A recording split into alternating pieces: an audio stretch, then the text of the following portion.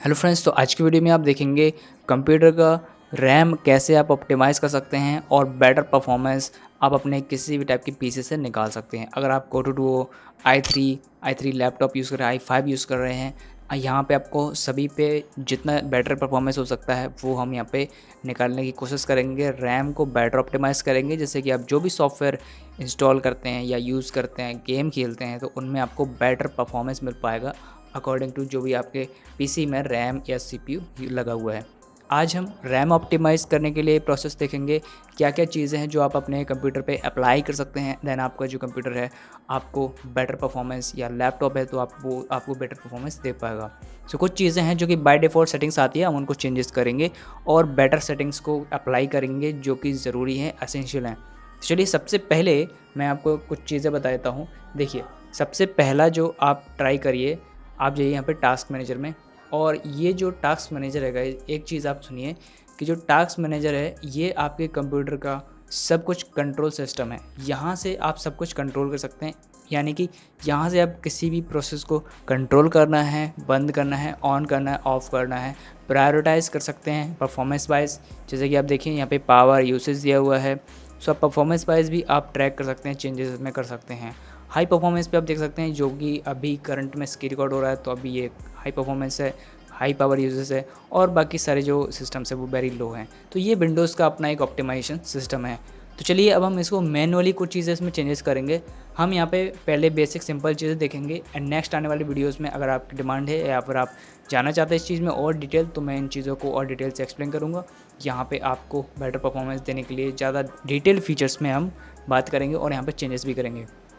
सबसे पहले जो भी आप सॉफ्टवेयर यूज़ कर रहे हैं, आपको ये देखना है, परफॉर्मेंस में जाना है, और यहाँ पे आप देखिए मैं यहाँ पे ज़्यादा सॉफ्टवेयर और ऐप्स यूज़ नहीं कर रहा हूँ, लेकिन आप देखिए यहाँ पे मेरे पास 3 जो ब्राउज़र एप्लीकेशंस है वो ओपन है, और ये तीनों ही हैवी हैं, इसीलिए यहाँ पे रैम कंजप्शन आपको ज़्यादा दिख रहा होगा। और ये यहाँ पे प्रोसेसेस में आप देखेंगे तो यहाँ पे ऑलरेडी जो टैब्स ओपन है, ये वो जो रैम है वो स्पेस ले लेते हैं। तो इससे होता क्या है, जो भी ऐप्स आप यूज़ करते हैं वो हालांकि स्लीप मोड में रहेंगे, लेकिन आपके जो रैम है उसमें स्टोर रहेंगे शॉर्ट टर्म के लिए। जैसे कि हम कंप्यूटर को इसको बंद नहीं करते हैं, स्लीप करते हैं, तब भी ये जो एप्लीकेशन के जो टैब्स है वो यहाँ पे ओपन रहेंगे।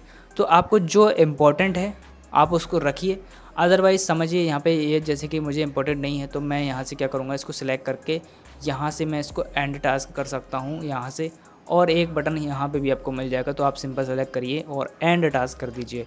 ये बहुत ही पावरफुल तरीका है अपने रैम से किसी भी टाइप के अनयूज्ड और अनवांटेड सॉफ्टवेयर्स को रिमूव करने का, क्लीन करने का, जिससे कि आपको यहाँ पे स्पेस मिल जाएगा। जब आपको स्पेस ज़्यादा मिल जाएगा, जो आप देखिए मेमोरी कंजप्शन, कंपोजिशन, यहाँ पे आप देख सकते हैं, ये जो स्पेस है जो आपको ज़्यादा मिल जाएगा, तो आप जो भी ऐप सॉफ्टवेयर यूज़ करेंगे वो क्विक ओपन होंगे और फास्ट रन होंगे।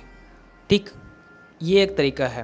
तो यहाँ से आप चेंजेस कर सकते हैं, सिंपल एंड टास्क करिए और मैनेज करिए। यहाँ पे आपको एक बात ध्यान रखना है कि जो सिस्टम वाले जो दिख रहे हैं, जैसे कि आप देखिए ये विंडो का जैसा आइकन है छोटा सा, तो इनको आपको ऑफ़ नहीं करना है, और ये है सिस्टम सर्विसेज, तो इनको आपको छेड़ना नहीं है। ये आपके सिस्टम यानी कि ये जो आप देख पाते हैं डेस्कटॉप, इसको रन करने में हेल्प करते हैं। अगर आप इनको एंड टास्क कर देंगे तो आपका ये जो सिस्टम है वो ब्लैक स्क्रीन हो जाएगा, फिर आपको कंप्यूटर स्टार्ट करना पड़ेगा, तब ये सब चीज़ें ठीक होंगी।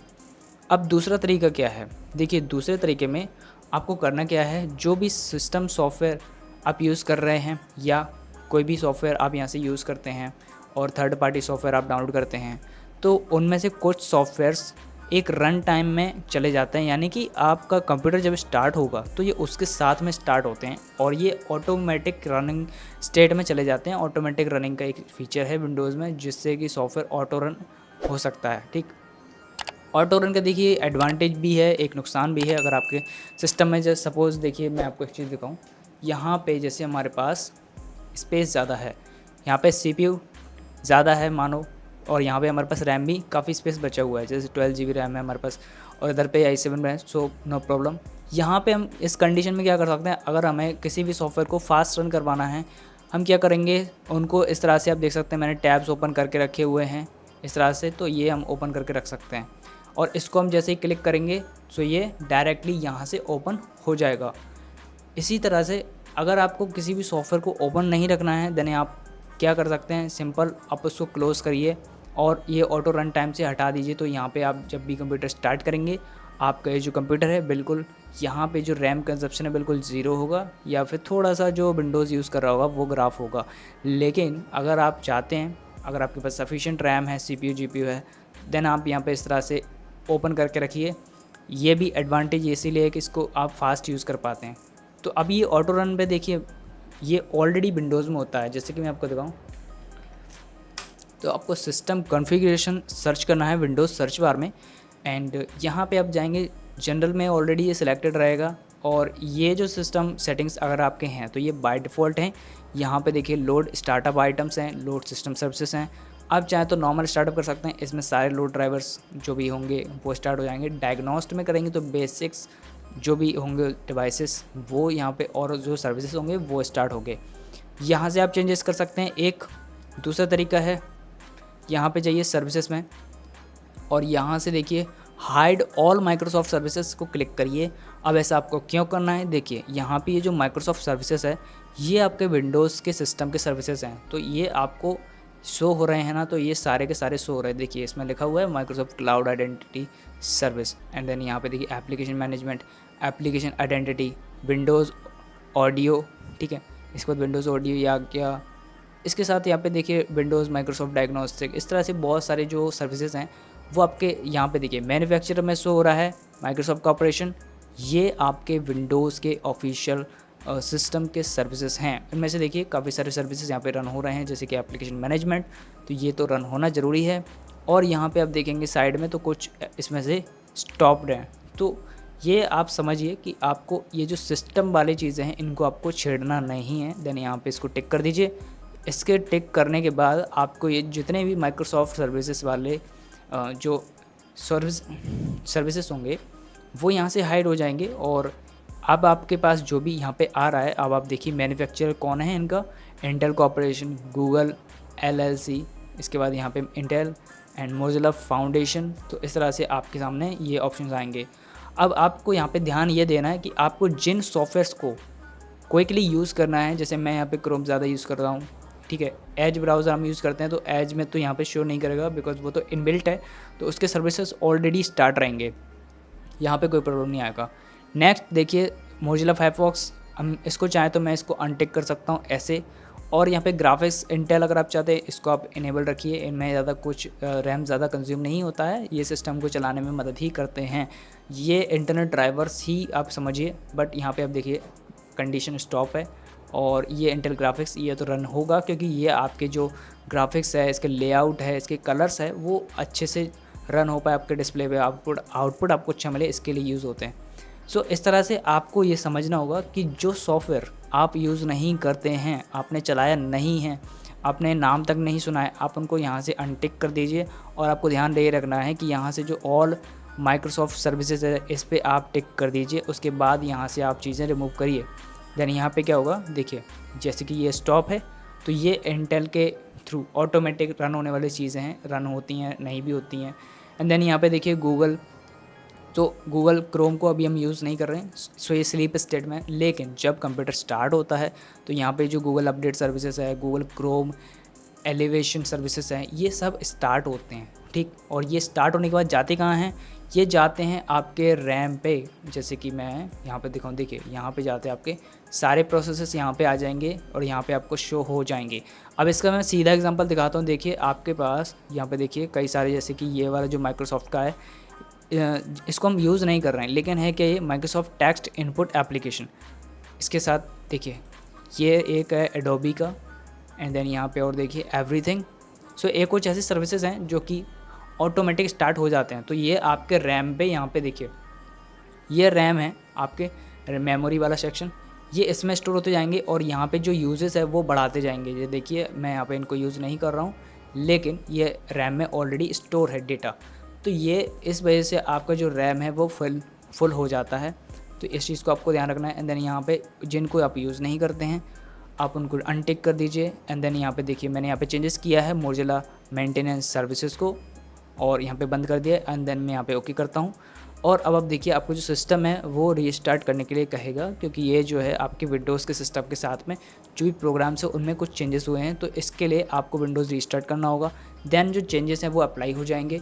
आप इसको सिंपल करना चाहें तो एग्जिट विदाउट रीस्टार्ट कर दीजिए। देन जब आप रीस्टार्ट करेंगे तब ये सारी चीज़ें अप्लाई हो चुकी होंगी।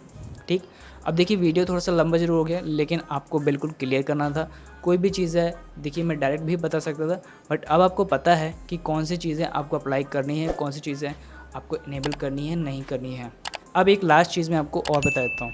देखिए कई लोगों का यहाँ पे एक और चीज़ होता है कि जो विंडोज़ आपका होता है, ये विंडोज़ में कई लोग क्या करते हैं, यहाँ एडवांस सिस्टम्स में जाते हैं और यहाँ सिस्टम प्रोटेक्शन, आई थिंक यहाँ एडवांस, ओके नाउ यहाँ पे परफॉर्मेंस में जाते हैं एंड यहाँ पे ये जो आप देख रहे हैं वर्चुअल मेमोरी, कई लोग ये समझते हैं कि जो अगर आप इसमें वर्चुअल मेमोरी को यहाँ यानी कि देखिए मैं करके दिखाता हूँ, तो देखिए यहाँ से हम चेंजेस कर सकते हैं और एक नया एक कस्टम में क्लिक करके यहाँ पे हम इनिशियल साइज़ दे सकते हैं। देन यहाँ पे हम एक वर्चुअल मेमोरी, वर्चुअल रैम की तरह इसको यूज़ कर सकते हैं, जिसमें क्या होगा हमारे जो सॉफ्टवेयर होंगे उसके कुछ पेज फाइल्स या फिर कहीं सिस्टम वाली जो चीज़ें होंगी, जैसे कि देखिए अब paging is a file and area on the hard disk that Windows uses if it is were RAM. ठीक है, तो यहाँ पे क्या होगा, जो आपके कंप्यूटर में रैम में कुछ चीज़ें होंगी,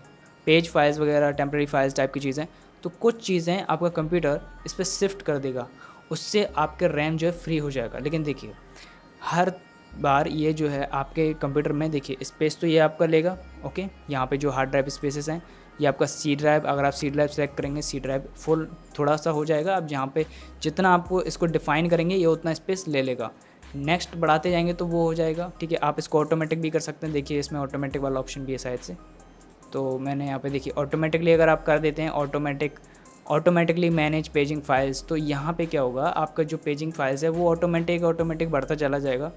सो यहाँ पे अभी हमने चीज़ अप्लाई नहीं करी है, बट आपको चीज़ ध्यान रखना है कि जो इसको अगर आप अप्लाई करते हैं तो इससे आपके सिस्टम का स्पीड नहीं बढ़ता है। देखिए ऐसा क्यों होता है वो भी मैं आपको बता देता हूँ एक बार। देखिए यहाँ पे जाएंगे आप सिस्टम के टास्क मैनेजर में और एक बार यहाँ पे आप देखें तो मैं इसका स्पीड आपको दिखाता हूँ, रैम का स्पीड कितना होता है। देखिए यहाँ पे शो रहा है स्पीड, यहाँ पे कितना है 1600 मेगाहर्ट्ज़, ओके। तो ये जो स्पीड है आपको डेटा ट्रांसमिशन का ज़्यादा मिलता है, रैम में जो सॉफ्टवेयर प्रोसेस होते हैं या फिर लोड होते हैं उनका जो सॉफ्टवेयर का स्पीड होता है वो बहुत ज़्यादा होता है। ठीक, आप एक बार गूगल सर्च भी करेंगे तो आपको पता चल जाएगा कि जो रैम है और जो आपका हार्ड ड्राइव है, अगर आप हार्ड ड्राइव यूज़ कर रहे हैं तो बहुत स्लो है आपका कंप्यूटर। एंड देन अगर आप SSD यूज़ करें, मैं यहाँ पे SSD यूज़ कर रहा हूँ, ठीक है, तो SSD पे क्या है फिर भी आपको स्पीड मिल जाता है। लेकिन अगर आप कोशिश करेंगे कि आप रैम और SSD पे जा कर के भी सॉफ्टवेयर रन करें, यानी कि यानी कि SSD को एज अ रैम अगर आप यूज़ करना चाहें तो ऐसा नहीं करिए, इससे सिस्टम में कोई ज़्यादा ख़ास इंप्रूवमेंट नहीं आता है, उल्टा स्टोरेज और बढ़ जाता है आपका। तो स्टोरेज अगर इनफ है तो आप यूज़ करके ट्राई करिए, इससे कोई ज़्यादा फ़र्क नहीं पड़ेगा।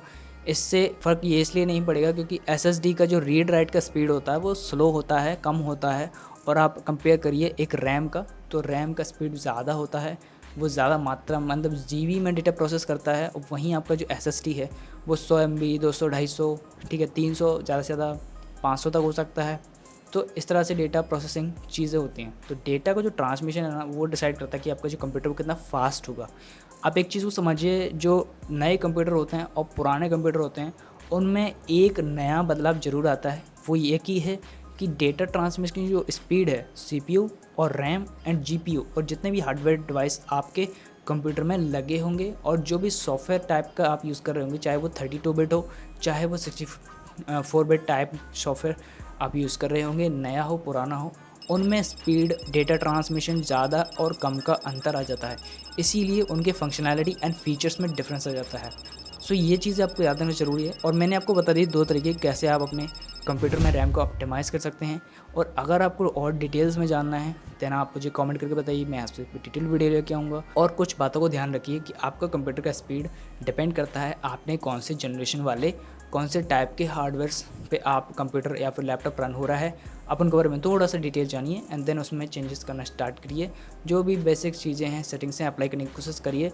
और टास्क मैनेजर को यहाँ पे आप याद रखिए, ये बहुत पावरफुल टूल है आपके विंडोज़ कंप्यूटर का। यहाँ से इवन आप सारे सॉफ्टवेयर को लगभग कंट्रोल कर सकते हैं, उनको स्टॉप कर सकते हैं, उनके प्रोसेसर्स को मैनेज कर सकते हैं। और जो आपका रन टाइम यानी कि जो मैंने आपको सिस्टम कॉन्फ़िगरेशन बताया था, आप उसमें थोड़े से चेंजेस कर लीजिए। बस इतना सा करना है और ये एक काम करने से आपके कंप्यूटर की स्पीड में बहुत बदलाव आ जाएगा। और अगर आप हार्डवेयर लेवल पे बेसिस पे रियल में स्पीड परफॉर्मेंस देखना चाहते हैं तो आप एसएसडी पे स्विच कर जाइए। एसएसडी में आपको ज़्यादा स्पीड मिलता है, डेटा रेट जो होते हैं वो बढ़ जाते हैं। सो ये आपको एडवांटेज मिलेगा। देन आप कंप्यूटर यूज़ करिए, बहुत अच्छी चीज़ है, बहुत सारी नई चीज़ें आपको सीखने को मिलेंगी। सो फ्रेंड्स, चैनल पे बने रहिए। मिलते हैं नेक्स्ट वीडियो में। Thanks for watching.